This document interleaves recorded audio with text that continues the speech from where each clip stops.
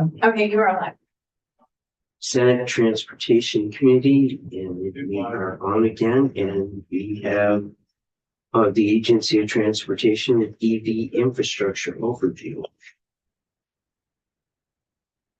You guys can introduce yourselves and for the record.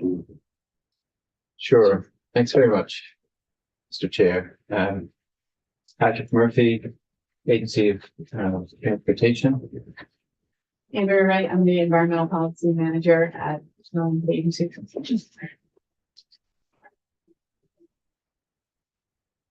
So happy to be here this morning to talk through what the agency has been working on for building out our charging infrastructure.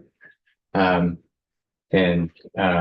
feel free to interject at any point during the presentation and ask questions. There will be some slides that maybe some of you will have seen before, but I know with new committee members that we just want to make sure everybody has the same shared understanding of what we're talking about. So we will have a couple of just informational slides there. But as we talked about before, when we were in to talk about the incentive programs, our work comes through the Global Warming Solutions Act, which has legally mandated requirements to reduce our emissions by certain levels, shown here. And then there's sectoral proportionality. So 40% thereabouts of all emissions from the state comes from the transportation sector. And so roughly 40% emissions reductions are expected. And so a lot of modeling has gone into what would be needed in order to do that. And one of the primary ways that the state and the agency has been working away at that is through vehicle electrification. That is sort of the fastest, most cost-effective way to get to where we need to be, even though there are a number of other things that have to happen. A VMT reduction, you see here, you had folks in this morning with biking, walking, public transit. All of that is part of what we do at the agency, but the quickest way to really make some significant progress is through vehicle electrification. And so for our focus today, this morning, will be on EV charging investments, particularly for fast charging, which is managed by the agency, but we'll touch on some of the other activities of the state as well. Last year in the transportation bill, the legislature reworked again some of our state goals. So this is also where we take our direction. There is just a slight modification in terms of it's been updated a couple of different times over the past few years. One of the changes was moving from within 1 mile of the interstates and state highway network to 3 miles. And that was really to reflect both the realities of what we face here in Vermont. So 1 mile is the requirement under the National Electric Vehicle Infrastructure Program that was authorized through the infrastructure law in 2021. Many of the places where we're hoping to build out just wouldn't be cost effective to build, or there wouldn't be a viable site that has access to amenities that people would really need within that 1 mile distance. And so we'll get into more of the sites that we've awarded through our solicitation processes and sort of where we fall in that 3 mile distance. Will you be updating on any exemptions that you guys? Because I remember before I think like exit 5, there's just nothing Yes, there. yeah, exit 4, yeah. In Randolph, we were able to get that exemption. All the requests that we made for exemptions to that 1 mile requirement were ultimately approved. They were not initially with our first plan. And so I think the impending departure of the former administration kind of allow for more flexibility in their interpretation of things. But this second part was really getting beyond a 50-mile distance. So a 50-mile distance was another function of the NEVI program, the National Electric Vehicle Infrastructure Program, where the federal investments were intended to build out this convenient national network where no more than where charging locations would be no more than 50 miles apart on the interstate network. And so we were approaching that with our latest solicitations, and we were hoping to go deeper and narrow that distance to 25 miles. And that's where we sort of updated the second piece of that, building out even within those gaps between the 50 miles distance. And then the last is just in recognition that the state of Vermont really wanted to emphasize how these investments could contribute to local economies and not just be, as we have seen in other states, just truck stops where you have through traffic and the benefits from these investments aren't going necessarily to the communities in which you're located. So that is the reason for both the first change for the 3-mile distance and for this third change to look at how are the amenities within the area making for a good charging site, because it is not quite like a gas station. You're not there just for 5 minutes or 10 minutes. You can be there more like 20 to 40 minutes, and there really needs to be more things to do and to make it a safe and convenient place to stop. So just for me, I need a little backup from this. So the indications are that stuff that I've seen in the scope is that the U.S. Energy Department and the National Renewable Energy Laboratory EV charging analysis that was done is that in Vermont, to meet the standards for the first year of the next jump in the California standards that we put in, is that Vermont needs about 2,100 charging stations statewide. And we've got a little over 1,000 now. And so this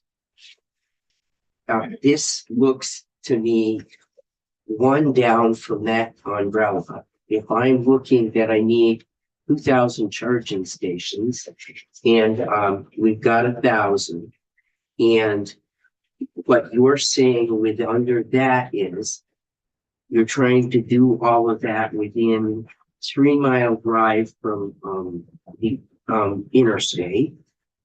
You're trying to do that within 25 miles in. I'm just trying to understand from my place where, because the starting point for me is if I've got the feds going that to meet year 1 of ACC 2 on for 26, I need 1,000 more charging stations. Yeah, so I was just before we came in this morning, I was handed the same sheet from Yep. Alliance for Automotive Innovation. Oh, I And, haven't seen that. And we'll get So, everybody a copy. we can kind of take up some of this for sure. I assume that we're, doing math in the same way, but we're not using the same numbers. So that's really important. That's partly why I asked Yeah. this. I'm just trying to figure out where we are and what the place is, because, as you look at that, it looks like we're about halfway there in the charging stations we need. Right. And so the Alliance clearly has some priorities that they would wish to communicate with Absolutely. you. And there, Auto manufacturers. I would just, And the dealers. we have some slides that go over kind of what we project based on federal tools available, the EVI Pro Lite tool, which is run by the Alternative Fuel Data Center. Mhm. So it's something that was designed by the federal government for cities and states to be able to use to project out what the demand might be for their particular vehicle targets. And so you can go in and input how many vehicles would you like to see, by what date, and then you get into the details that are really important that I think are probably missing from this analysis. So it's looking at, how many people within the state have access to home charging. Yeah. Home charging is expected to provide the vast majority of people's needs. And the more people that have access to home charging, the less public charging is needed throughout the state. There are other things like what is the makeup Well, of, I want to be careful about what you just said in that. Vermont Electric Co-op just did their annual member survey. Mhm. And they did a specific section on what you need to get electric vehicle. And Vermont Electric does 77 towns, mostly the rural places in the state. The places where the uptake on electric vehicles has not been as great, and we've got to make inroads if we're going to do that. And their number one concern is that the amount of travel time that, how far can you go Right. on one charge?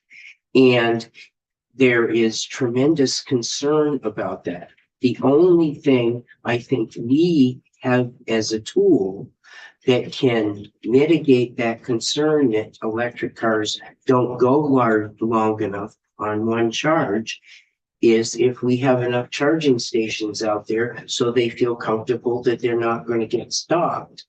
I suspect if you're in Derby and you're going to a doctor's appointment in Burlington and it's the middle of the winter and your vehicle is supposed to have between 200 and 250, and because it's below zero, Yeah. you're probably more like at 150 or 60 miles. It becomes very close. I can see the people's concern, but the way to alleviate that is make sure it got enough.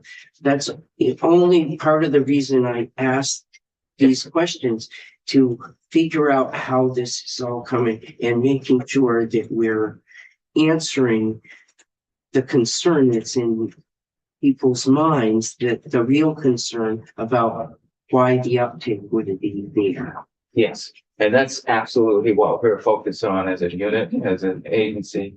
With the program that we have to build out EV charging.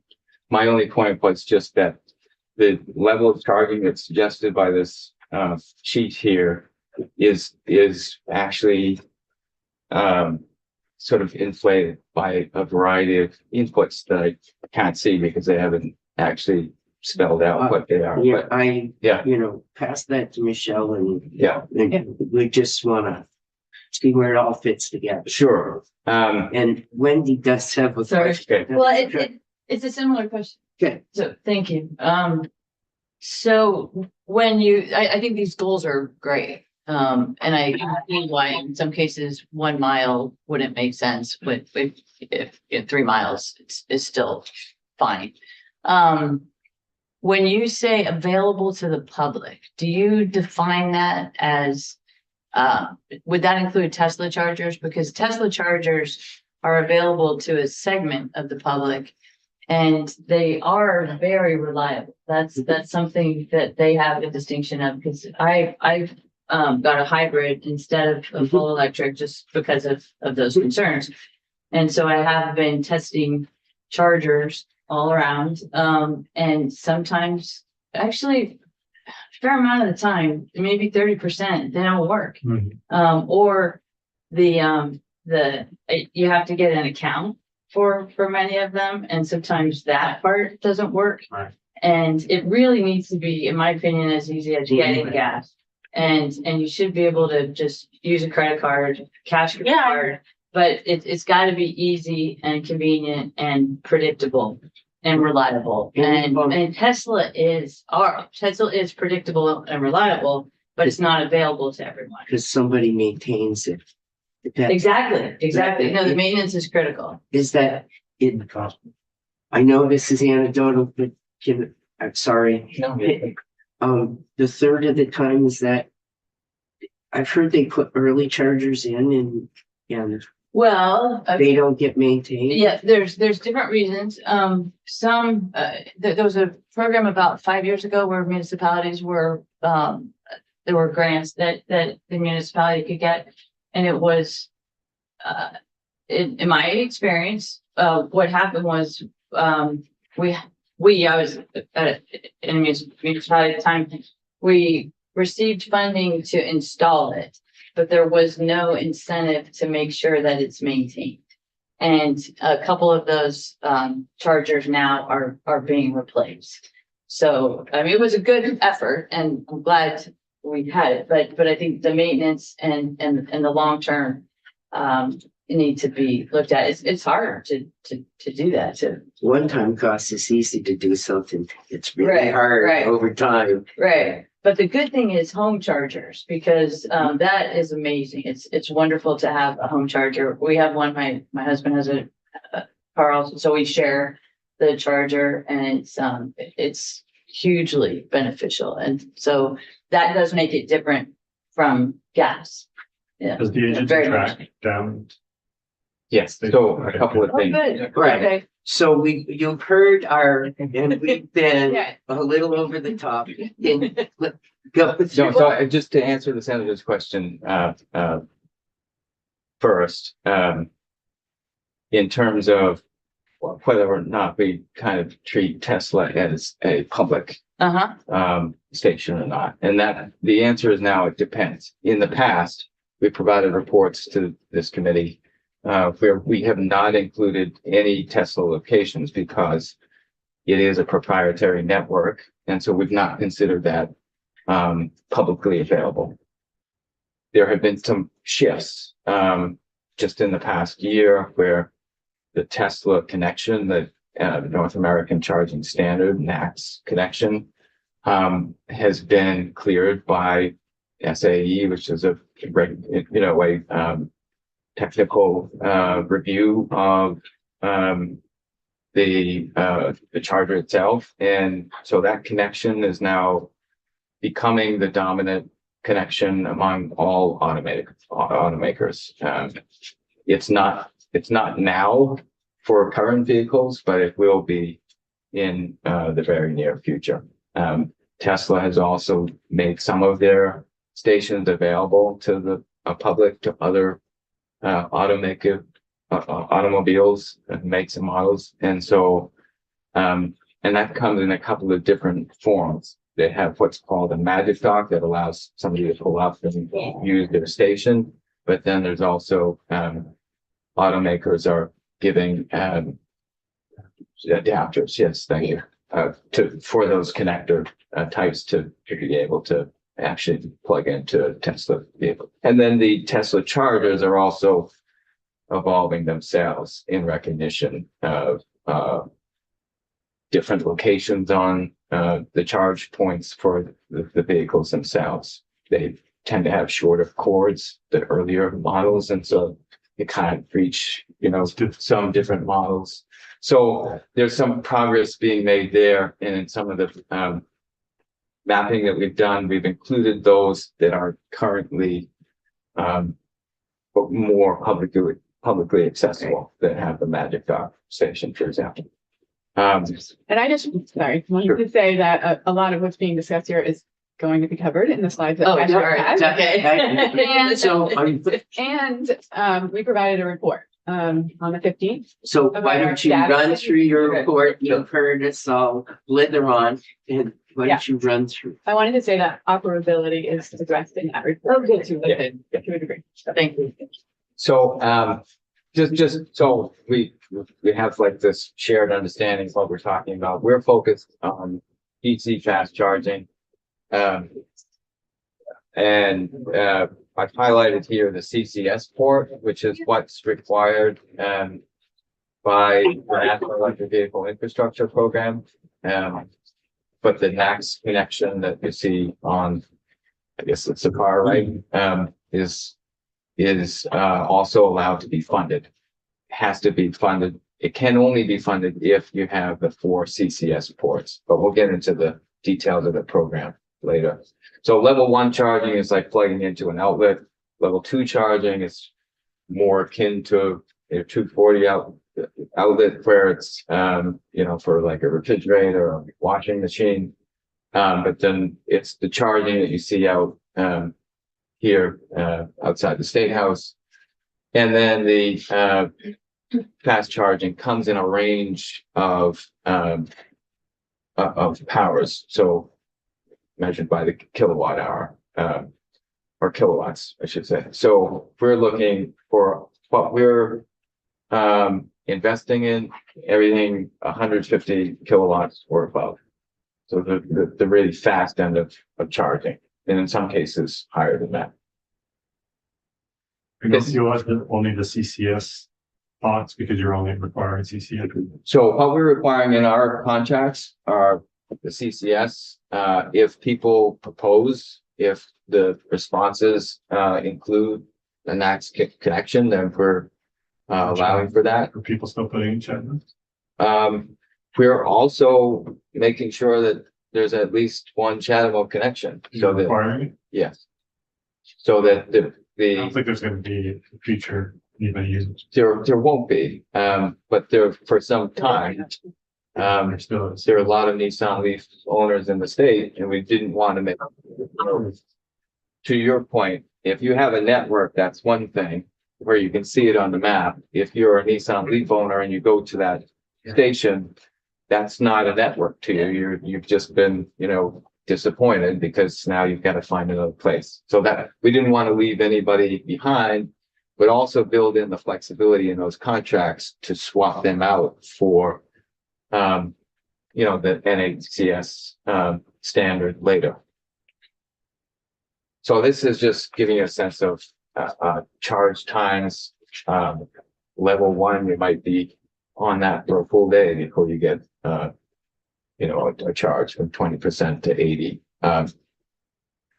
Level 2 takes maybe 6 to 8 hours, depending on the size of your vehicle battery. And then here, what we're focused on with the DC fast chargers are, somewhere between 30 to 45 minutes to fill the vehicle. And so it's important to recognize that there are a lot of different use cases for the different charger types. And what we're focused on at the agency, because we're more used to doing federal aid projects and we're maintaining the highways, is the interstate travel in the state highway network. But what folks over at the Agency of Commerce and Community Development that were responsible for that earlier program towards municipalities and community attractions, they're focused on kind of building out the rest of the charging ecosystem. So there's, not just relying on charging at home. They do have a number of grants that help or that have helped for providing home charging access to people who are renting or multi-unit dwellers. They've located charging at different municipal offices and in downtowns and in places where people can go as they're just going about their business, shopping, whatever it might be, able to charge their vehicles. And that reduces the need overall for the more expensive fast charging. So it's fast charging is more expensive, not just to build out, but it's more expensive for the consumer. And the more that you can charge at these lower levels, the better off we're able to kind of focus our investments and not have to do as much for the interstate travel. It's still very much a critical part of what we're doing to provide that confidence that people are able to get around, both for people who live here in the state and come to visit. Thank you, Mr. Chair. I just want to point out that I think there's also this expectation, like with a gas station, that you have one at every single exit. And when you look at our maps for level 2 charging, it looks like we have more level 2 charging stations than we do gas stations throughout the state. So I do think there's this focus on there must be many local to me, when there isn't necessarily the same thought process with a gas station. You know, you could have one in your town and feel confident to drive a gas powered vehicle. You now also have a charging location at your home. You have a gas pump at your home and you have one out and about. So, and I don't know if you've addressed some of that. There is some, I would say some like the range anxiety piece, I think is a little bit, as an EV driver myself, I thought it was going to be a huge issue.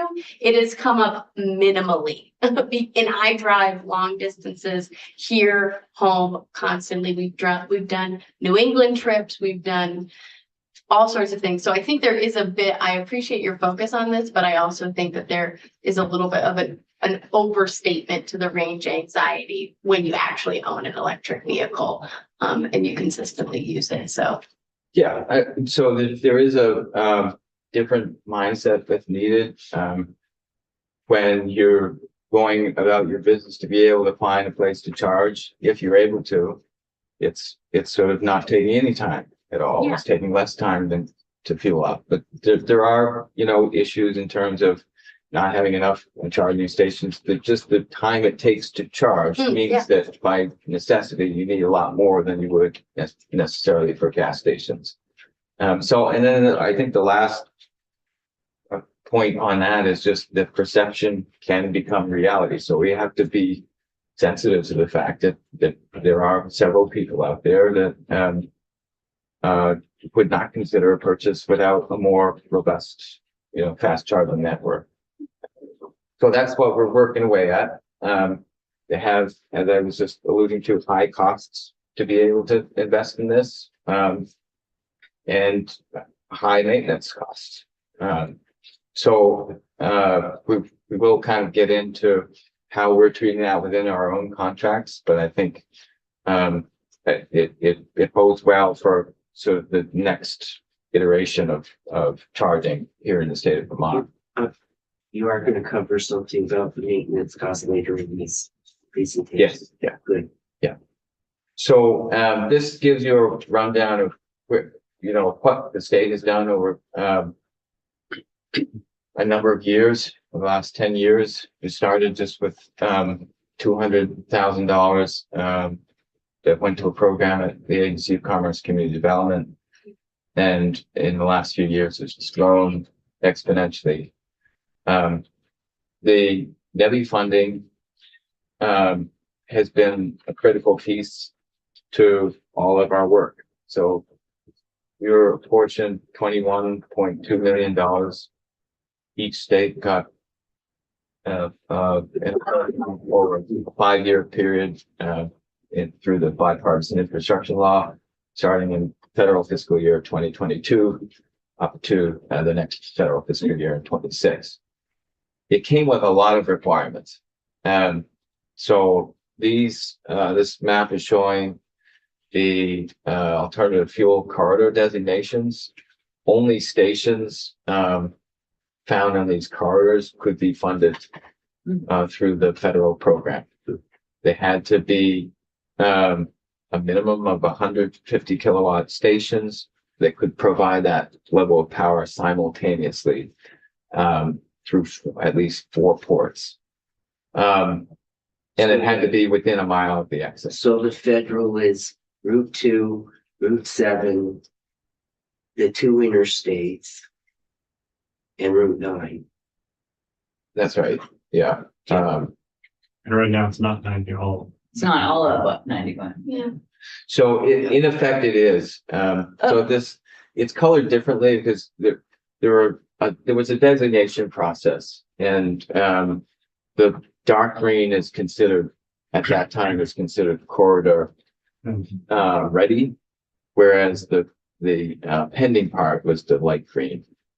And there was a number of criteria that went into how that was figured out, but for our purposes, you could deploy charging on either corridor ready or corridor pending segments. So effectively, it covered a lot of the month, but not necessarily a lot of the east-west routes. Not, Well, like I'm Route looking between Central, Route 91 100. and 89 and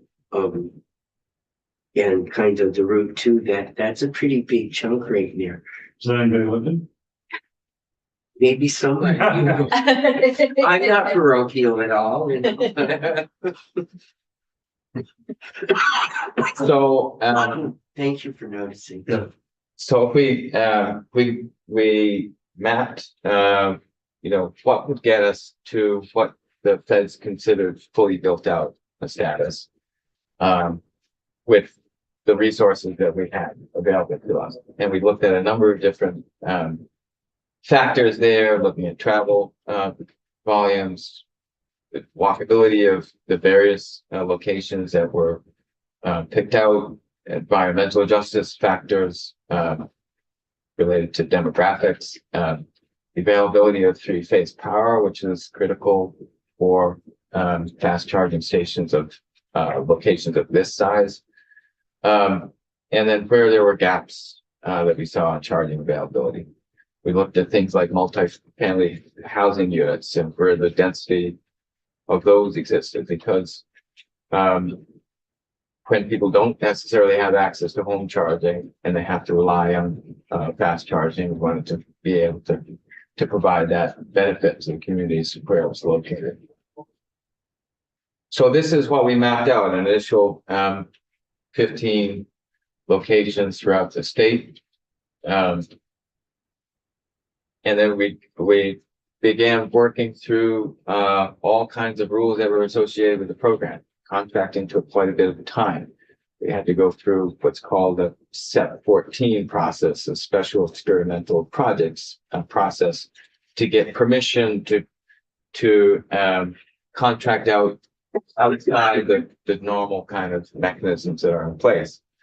So nothing about this program has been conventional, or things that the agency or any state DOT really has done traditionally. One of the reasons for that is because of the operability requirements in the NEVI guidelines. And the way our standard contracts are set up doesn't account for a contractor operating and maintaining the systems that they put in. So it's a really different way of looking at things. So we had to come up with a new contracting process that would carry that through the construction phase into operation and maintenance. Right, so there are multiple parties involved here. What we're working with is a charging provider.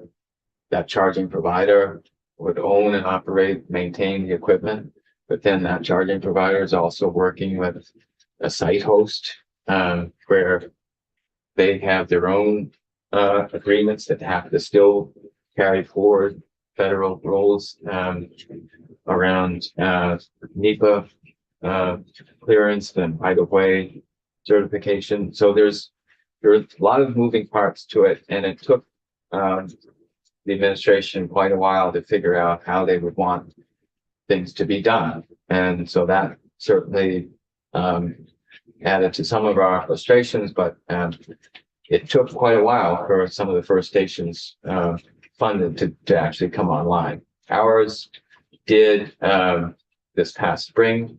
It's just the 6th state in the country to be able to get a charging location operational. It was funded through this NEVI program.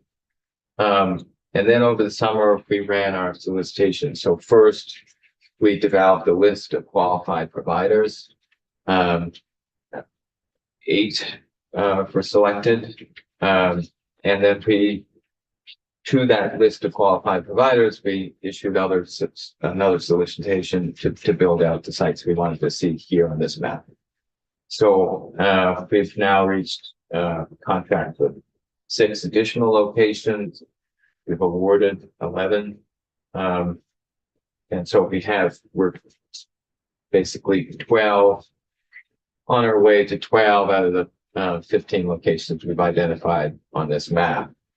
We hope to be able to issue another solicitation within the next couple of days, next week, Is that just to get to 15 or you have money to go beyond. How much money? It would cover the remaining 3 out of that initial Yeah. 15, because we're at 12 where we're with the awards that we have now. But then, yeah, those 3 and then additional. But how many Covered, yeah. additionals you have money for? So we did better than expected in our first round in terms of the amount of funds, the amount of charging that our funds were able to obtain. We had about 8 to 9 million that was that got us to these 11. With 12 all told, but in the last round, 8 or 9 million to get us to these 11. So we figured that we'd have at least another tranche of that amount left. And then we've been working to potentially use some of the carbon reduction program funds to build out more charging in the areas, because there's a little bit more flexibility there to build out in the areas where we couldn't with the NEVI funds. So rather than focus entirely on the alternative fuel corridors, we'd be able to address some of the east-west corridors that have been left out of this designation process. We'd then also be able to address some of what you brought up, looking at the stations that are inoperable right now and being able to, where there's already a site, where there's already infrastructure there and the electrical infrastructure to support that site, to be able to cost effectively upgrade those locations for more fast charging. So not just upgrading the station itself and getting that operational, but then going beyond that and having some redundancy in the network. It's great. That was our hope. Fortunate message today is that, right now, FHWA is paused any activity in the NEVI program. And we don't know how that will be sorted out. It may be several months before it is. That's lovely. So you don't have any of the money. You need to continue. There, it's just paused. Oh, Processing. So we have like 8 or 9 that we've committed to. So we're under contract with 7 sites. 7 sites. Radford was the first, And and then, they've started some construction and done work. so the 6 others are more recently under contract. They may have started work in terms of identifying the site host. They have 60 days to be able to get under a site host agreement, so that we can then take a specific location and begin our permitting review to clear that for NEPA, and then to be able to receive the right-of-way certification that we need for federal highways. My question is, how many have been out there and have done the work? And now is there anybody out there that has done the work? And is it one? It's one so far. That's That like, one right there. yeah, that's sort of Right. deep into it. And then the other 6 are really just at the beginning stages of the Okay. contract. Yeah. I hate to see us leave anybody hanging like that. Yeah. Send a letter to the president. Come on, You're I the would sign powerful it. chair. I would sign on to a letter. Pat, go ahead, Pat. Just a quick one, how, when you do a site like that one right there, how many chargers, just two? So there are four that the NEVI funds went to.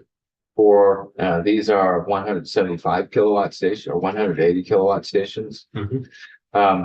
We built off work that had already been done by the Agency of Commerce and Community Development. So they had put in 250 kilowatt stations and one level 2 station, which is like the sort of mid tier station. So they had already invested in that. We were able to work with the Agency of Commerce and Community Development to get them some state funds to make sure that the upgrades that were made to the electrical infrastructure would support not just those, but the NEVI funded stations that we eventually got under contract with their vendor to be able to deploy. So it was a situation where we were able to take advantage of the ground already being opened up, add a little bit more money into it so that they could upsize the transformer and the vaults and the rest of the conduit that was needed for these other 4 stations. So our sort of responsibility, the agency's responsibility is for these 4 stations. To your earlier point about maintenance, so built into these contracts is a minimum 5 years. We provide assistance to ensure that these are maintained, operated in a way that we're seeking and to the minimum standards of this federal funding, which means a minimum of 97% uptime. Mhm. It has standards around credit card access, like you were talking about earlier. So we are, as far as I know, the only state that requires that that our vendors have credit card swipe and chip access. Beautiful. That was something that ChargePoint had lobbied hard against. But was in the same way that we have Chattanooga connections. We don't want anybody to feel left behind by this. And it is the simplest way to come up to a charging station and just be able to swipe the card and not pull out your phone and try and find the right app and then upload money and have that money tied up until the next time you charge, 30 days from now. So we were able to put a lot of the rules in place so that the charging infrastructure that the state is working to build addresses a lot of the concerns that people have now about inoperable equipment that isn't supporting credit card access and other sort of access to amenities. We're a lot more thoughtful in where we select a place than the private sector and just quite frankly some of our peer states. So this is a location in a downtown that is walkable to a number of different restaurants and shops. In other locations that we selected through our first solicitation, it's likewise in places that are close to downtowns, in downtowns. There's sites that are located near co-ops or at co-ops, food co-ops. I know you're very biased. So there's the real intent about where we locate charging in a way that it supports local businesses and is a place where people feel comfortable to be. Well, I do want to get back to the question about maintenance again, but get through this. But you have maintenance funding in all of this. Is what Yes. it is. So Yeah. No, I get the 5-year maintenance, and I'm an old man. And 5 years goes pretty quick.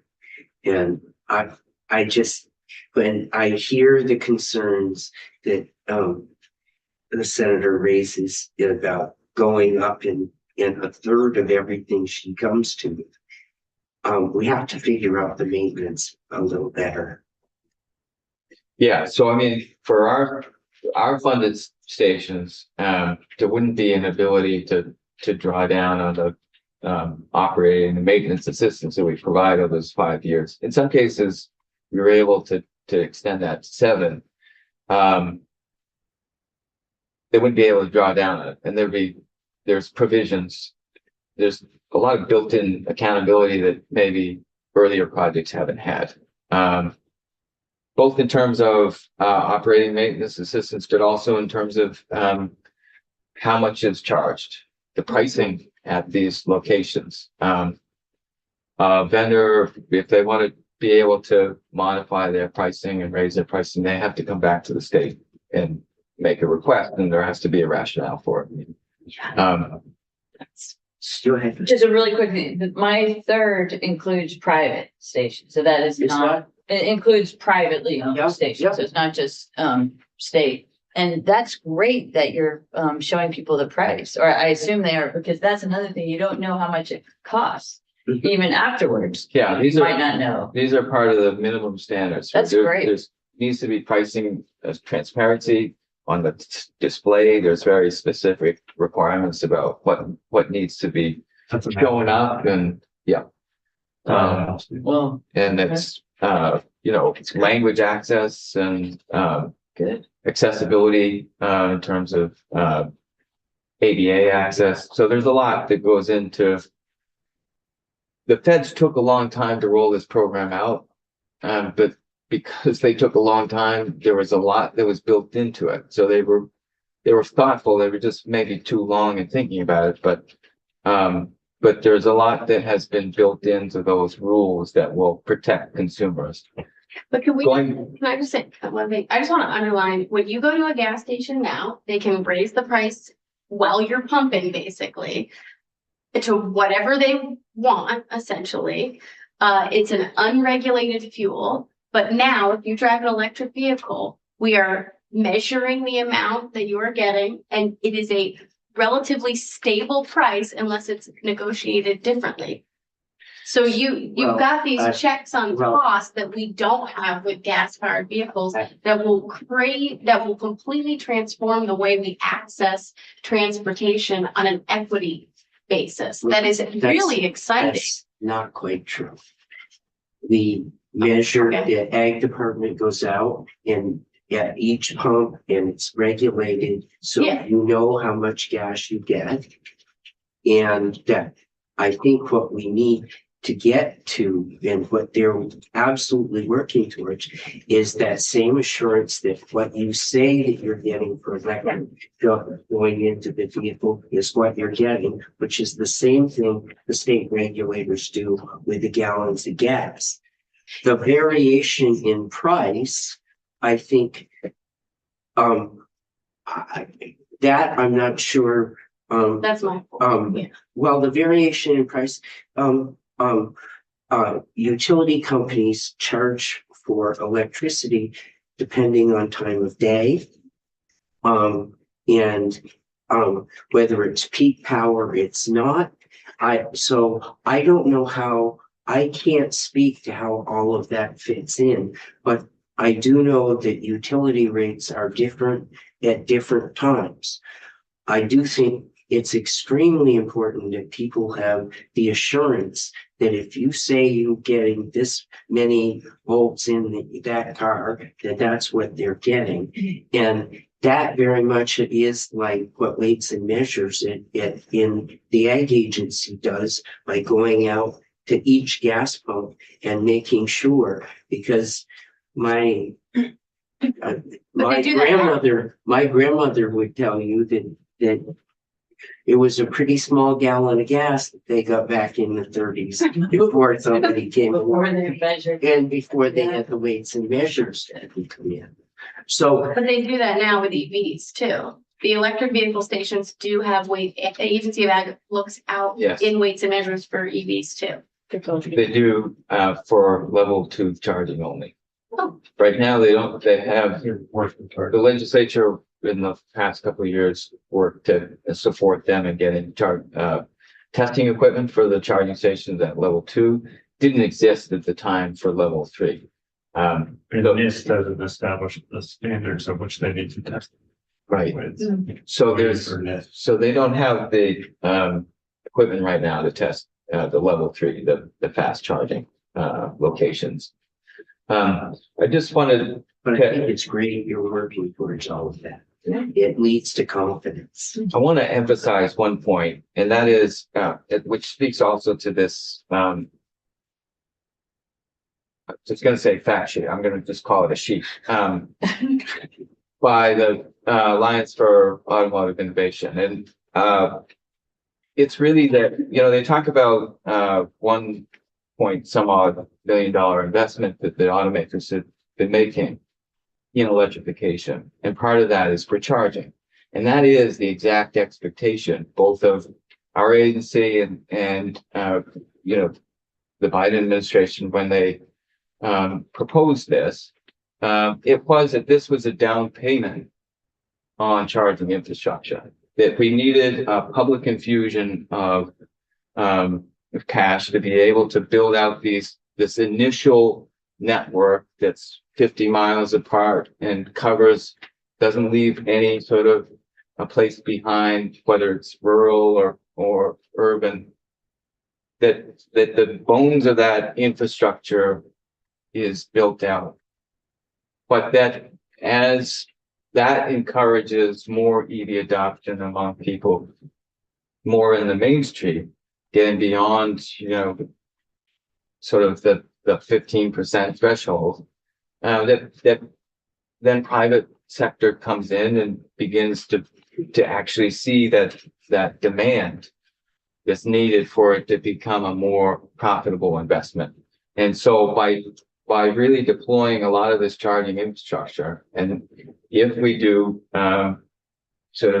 if we are able to move through and meet our targets, what we plan for investments based on the National Electric Vehicle Infrastructure Program, we will have the basis that I think will then allow more private investment to be invited in. And that competition then encourages more people. You know, you won't stay in business long if the thing that you offer doesn't work 30% of the time. If you pull up and you're pretty low in the on the gauge and it's getting down there and you can't plug in and it's not working, that's not good. It's not good for the consumer. It's not making any money for the vendor either. Right. So the expectation is that with this infusion of public investment, that we'll also see private investment, and that the combination of the two will encourage more accountability. With the public funds that we have a significant amount of accountability.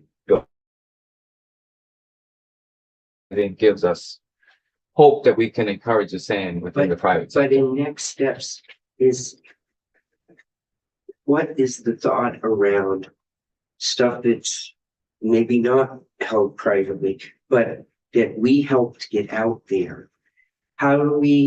What can we do to make sure that stuff gets maintained? So that's built into our contracts for Well, for 5 years, 5 but, years. you know, Which at that point, to Patrick's point, is when there should be enough time to have the charging network built out. Private chargers will be installed and there'll be the market forces to want to maintain and have something that is reliable so that they can make their money. So the other piece to it is that we're not as the agency of transportation owning and operating these. Right. We're putting money into the whole project. The private sector is actually building, owning and operating these. And so it's in their best interest. For some of these locations, you might not see a profit for 4 or 5, even 6 years. And so it's in their best interest to maintain those beyond the period. I think I guess my question is, as we looked at stuff like the surcharge that we put on registrations for electric vehicles, and when we directed that, is that not someplace that we would think about we start looking at that money, we need to bring back money at some point. So, last year, the legislature adopted an EV infrastructure fee. And directed those funds to multi-unit charging and workplace charging as a way, if you go back to the slide with the pyramid, as a way to sort of support folks without maybe access to home charging. And so that, that's a legislative decision. No, I get that. I'm just, I can't think of anything worse than somebody pulling up that I figured out on my app and then I get there and it's not working. And, if that happens to you too many times and you tell that to anybody without a electric vehicle, that doesn't sound good to people. No, it's definitely a challenge. And if you have 3 young boys in the back of the car, it's even worse. Do you have experience with that? Not speaking for anybody in particular. I like that. That's good. So this is what we've mapped out to see where we would be after we've invested our funds in the planned charging, what we have under contract already, what the Agency of Commerce Community Development has already had under contract. So going back a few slides, there was 11 locations that were awarded to Blink Charging. There was 6 locations to a local company, Knowledge Technologies. Those were to fill in gaps off the highway network. So looking at all those different public investments and what we have for privately owned charging, we see a coverage of where people within the state are really going to be no more than 25 miles from a fast charging location. And what we're deploying has many more chargers than sort of what you might see elsewhere, where it might be a one-off or a pair of chargers. So there'll be a lot more redundancy in the network. This is getting back to sort of where we are hoping to be in terms of our climate targets, and what levels of charging were needed or would be needed. So the 2 key inputs here are what do we assume to have in terms of households with access to home charging, and then what is the makeup of our overall electric fleet. So in the state of Vermont, it's about 40% at the moment, and we sort of expect that trend to continue, like Senator Harrison had just mentioned earlier, not having necessarily confidence in the infrastructure at this point, going with a plug-in hybrid vehicle. Those vehicles also don't require a lot of, there's hardly any fast charging that might be expected for a plug-in hybrid. So using that tool that I mentioned earlier, we kind of estimated out what would be, and this was in support of the requirements of our EVSE map report to the legislature, what would be required to kind of fill these gaps. And so you can see here in terms of the ports needed for 126,000 vehicles, it is significant. We need a lot more level 2 charging, need more DC fast charging. The default in this tool is 87% with access to home charging. That's because it's expected that the first wave of EV adopters are more likely to have a single family home and have the means to be able to, deploy a charger at their own home. we didn't assume that with our calculations because nearly 40% of our registrations since 2020, when the incentive programs were in place, have been incentivized by the state. A lot of the funding has been directed to households with lower incomes, and so the expectation is actually that we have a group of EV owners that's more reflective of the state broadly. All right. Since I'm not too smart here, explain to me in lay terms, what do we need to get to? If I'm someplace between scenario 1 and 2, I'm about 80% of the homes have got a level 2. Sure. What do I need? What have I got left? So that's the right-hand column, the gap between what we have now and what we would need, in 2030. The gap? Yes. The gap explains what's needed based on the inputs that Yeah. are put in the tool, which is reflective of what So I home need charging is here 1,200, now. The gap, Level. 201 or 49, the fast chargers. Right. okay. That's including the planned investments that we have. So Yeah. looking at the NEVI map being built out. You did include your, the start, the Vermont registered fleet, not traveling public from registered trip tourists using up some of the. Right, but the model includes out-of-state travel. It does. Yeah. So it's and it's important to note that this shows a gap of 49 chargers if you take the default assumption. If you take our assumption, it's 200 chargers. I think, return to my point earlier, that doesn't necessarily mean that the public has to fund that 200 chargers. There have been chargers that continue to be installed here in Vermont by the private sector. Tesla was mentioned earlier in Ferrisburg, I believe, is a recent location. Flow Charging, which is a Quebec-based company, just here in Montpelier. So there's charging that's being deployed without public assistance. There's charging that's being deployed by Green Mountain Power throughout the state, and they have their own goals to drive that up. So we're making a lot of progress with these public investments, but that will continue to help, I think, the private sector feel like it's an investment worth making. And I just want to emphasize that we did that and we included it in the report because that's what was asked of us in the T-bill to specifically look at what would it take to reach the goals that are modeled in the Pathways report for the climate action plan. So this is the slide that sort of addresses some of what was provided to you earlier.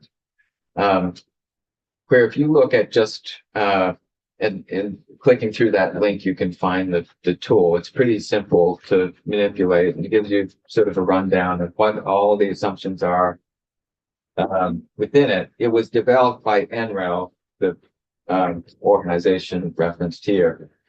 And so based on just like where we are right now with EV adoption, about 17,000 vehicles, it's higher because that's based on October 6th.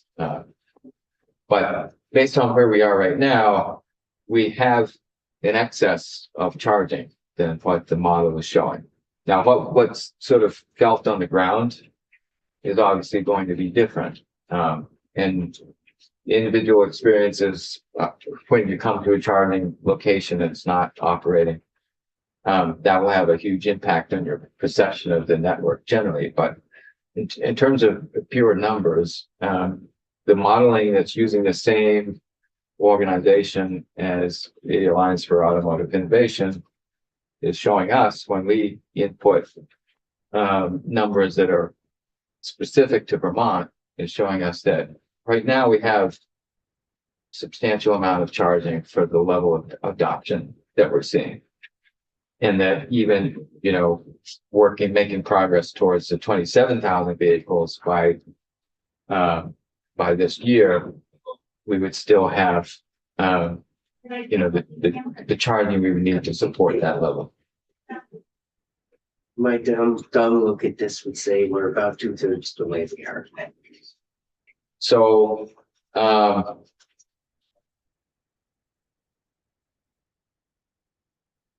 what's being shown here is, the total ports needed. So we need, for our current level of EV adoption, for the 17,000 vehicles, we need 518 level 2 Yeah. chargers. What we have already is- Your whole thing is for level 2 and fast chargers, you have 12 to 1,300 and you need about 600. It looks like you're about 2/3 of the way to where our goal. Or you're 200% over. You're 200%.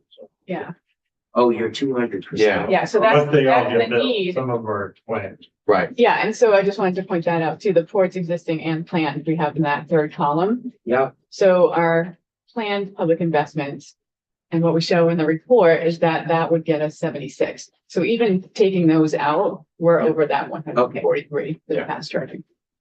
For the current needs. okay.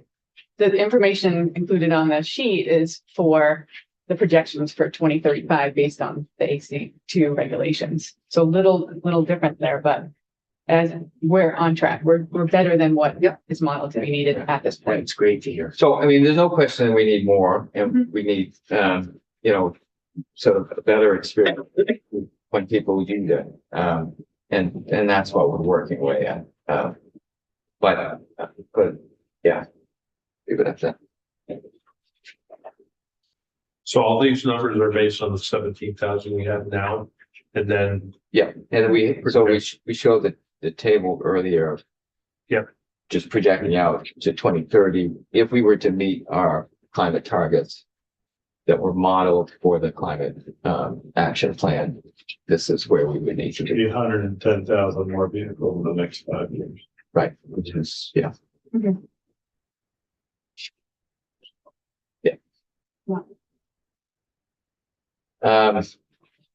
So this gives you a summary of what we're looking at in terms of our planning.